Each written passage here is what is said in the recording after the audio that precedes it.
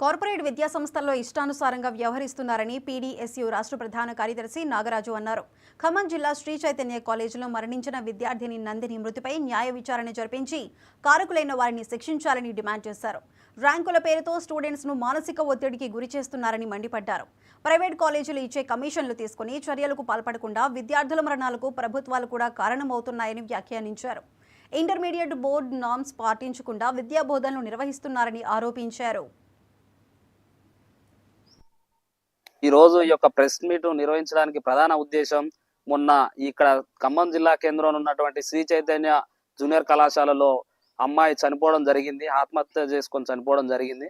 దాని మూలంగా ఈ యొక్క ప్రెస్ మీట్ నిర్వహిస్తున్నాం. అంటే ఈ యొక్క ఖమ్మం జిల్లాలో ఉన్నటువంటి శ్రీ చైతన్య జూనియర్ కళాశాల ఏదైతుందో ఆ కళాశాలలో అమ్మాయిలు ఈ విద్యార్థులు చనిపోవడం ఇది ఫస్ట్ కాదు, ఇది లాస్ట్ కాదు. గత సంవత్సరాల నుంచి కూడా సంవత్సరానికి దాదాపు 3-4 లేదా ఇలా వరుస క్రమంలో చనిపోతున్నప్పుడు కూడా ఇక్కడ ఉన్నటువంటి జిల్లా కేంద్రంలో ఉన్నటువంటి విద్యా ఉన్నత అధికారులు కావచ్చు, అదే విధంగా ఇంటర్మీడియట్ బోర్డు కూడా పట్టించుకున్నటువంటి పరిస్థితి ఒక పక్క కొనసాగుతా ఉంది. ఈ యొక్క కార్పొరేట్ విద్యా వ్యవస్థలో విద్యార్థులను అనేక రకాలుగా చిత్రహింసలకు గురి చేసి ర్యాంకుల పేరుతోటి, అదే విధంగా ర్యాంకులు రావాలని చెప్పేసి ర్యాంకుల పేరుతోటి అనేక రకాలుగా విద్యార్థులను మానసికంగా శారీరకంగా ఇబ్బందులకు గురి చేస్తూ ఆ ఇబ్బందులు తాళలేక ఈ రోజు విద్యార్థులు ఆత్మహత్యలు చేసుకొని చనిపోతున్నటువంటి పరిస్థితి ఉంది. అయినప్పటికీ కూడా ఇక్కడ ఉన్నటువంటి యంత్రాంగం పట్టించుకున్నటువంటి పరిస్థితి కూడా కొనసాగుతా ఉంది. దీని మూలంగానే అనేక మంది విద్యార్థులు ఆత్మహత్యలు చనిపోతున్నటువంటి పరిస్థితి ఈ యొక్క తెలంగాణ రాష్ట్రంలో కొనసాగుతుంది. ప్రధానంగా ఖమ్మం జిల్లా కేంద్రంలో చూసుకుంటే ఈ యొక్క ఖమ్మం జిల్లా కేంద్రంలో ఉన్నటువంటి శ్రీ చైతన్య జూనియర్ కళాశాలని యాజమాన్యం ఎవరైతే ఉన్నారో, శ్రీధర్ ఎవరైతే ఉన్నారో అతని పైన తక్షణమే కేసు నమోదు చేసి అతను మెడికల్ కాలేజీకి సంబంధించినటువంటి అన్నిటికి కూడా మేము పక్కా భవనాలు నిర్మిస్తాం, వాటికి సంబంధించిన అన్ని ల్యాబొరేటరీకి సంబంధించినటువంటి అన్ని సౌకర్యాలు మేము కల్పిస్తాం అని వాళ్ళ మేనిఫెస్టోలో వాళ్ళు చెప్పారు.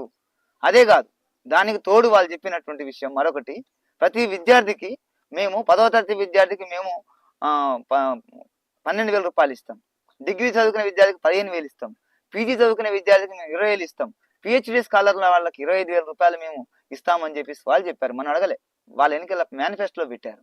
కానీ ఈరోజు హామీలన్నీ పక్కకు పోయినాయి.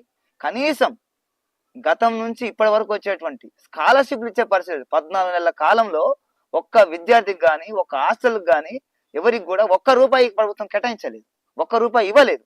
ఇవ్వకపోగా వీళ్ళు ఏం చెప్పారు, మేము మెస్ కాస్మెటిక్ ఛార్జీలు పెంచామని చెప్పేసి ప్రతి హాస్టల్లో వీళ్ళు ఉత్సవాలు జరిపించాలి. వాళ్ళ మంత్రులు బయలు, ఎమ్మెల్యేలు బయలు, అధికారులు కింద మీద మొత్తం చేశారు. కానీ ఆ ఉత్సవాలు చేయడానికి వార్డెన్లు వాళ్ళ చేతి నుంచి వాళ్ళ జేబుల నుంచి డబ్బులు పెట్టుకుంటే ఆ డబ్బులు ఇచ్చే పరిస్థితి లేదు. ఈరోజు ₹1 పెంచడం అన్నారు, పెంచింది కాగితాల్లో ఉంది తప్ప అమల్లో ఒక్క హాస్టల్ విద్యార్థి కూడా ఈరోజు కాస్మెటిక్ ఛార్జీలు పర్లేదు, ఒక్క మెస్ బిల్లు కూడా ఒక విద్యార్థికి పర్లేదు, ఒక్క స్కాలర్షిప్ ఒక విద్యార్థికి రాలేదు, రియంబర్స్మెంట్ రాలేదు. అంటే ఈ ప్రభుత్వం ఏం చేస్తుంది? మూసి ప్రక్షాళన మేము అడిగామా? మేము మూసి ప్రక్షాళన మేము అడగలేదే.